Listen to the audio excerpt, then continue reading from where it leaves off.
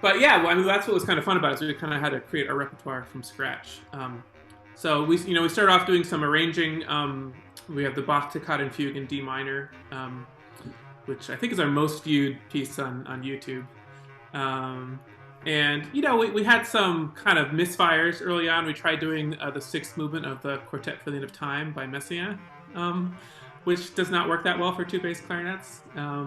We did some Bach two-part inventions, which were okay. And then, I started writing some stuff for us because I felt inspired by the ensemble.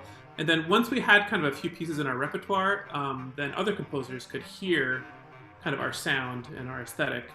And that gave them kind of something to work with and then they would write pieces for us. So then, the repertoire just kind of organically grew out of that. If you can learn composing and arranging skills yourself, then it's great because then you're extremely self-sufficient. You're not sort of dependent on other people to create your repertoire, and then also draw on your friends and your contacts.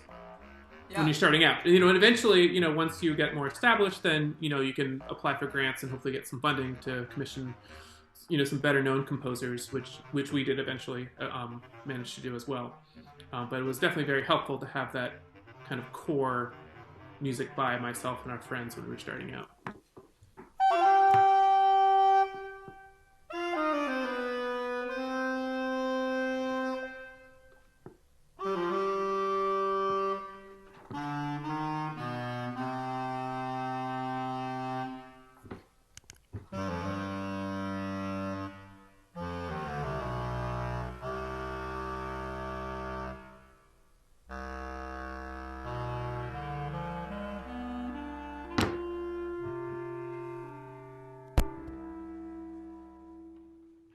That's just incredible. Just such expressive power and just powerful sound.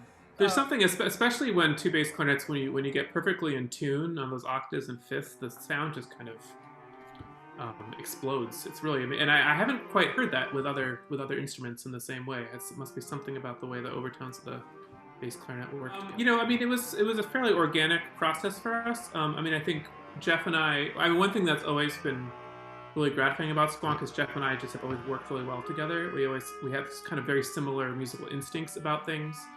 Like when we get a new piece, the way we decide who's going to play first and who's going to play second is that we try it both ways, and pretty much every time we both agree on which one feels better for both of us. And it's not the same. Sometimes I play first, sometimes Jeff does. I guess another thing I would say is just spending time with your group, not necessarily with any specific goal in mind.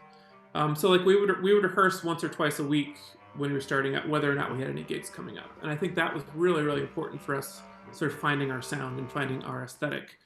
So we weren't always kind of cramming to learn music for a gig, right? But we were able to just kind of like sit with the sound, try different things. Let's try arranging this piece, see how that works. Oh, that didn't really work that well. We're not going to perform that one.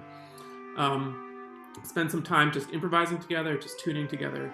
That kind of, I think, helped this kind of aesthetic emerge fairly organically, just from our own interests in the way we kind of work together. And then from there, then it became clear, like, oh, this composer we know about seems like they might fit in with that, so we're going to commission them. Whereas this other composer, we may like their music, but it's not really Sqwonkish, so we're not going to commission them. And I think that takes a certain amount of sort of focus and determination, because the standard sort of new music model is often that you sort of commission composers from a wide range of different aesthetics, which is, there's nothing at all wrong with that. But if you really want your group to have sort of a more clear identity, then you want to be sort of more selective about what composers you're working with.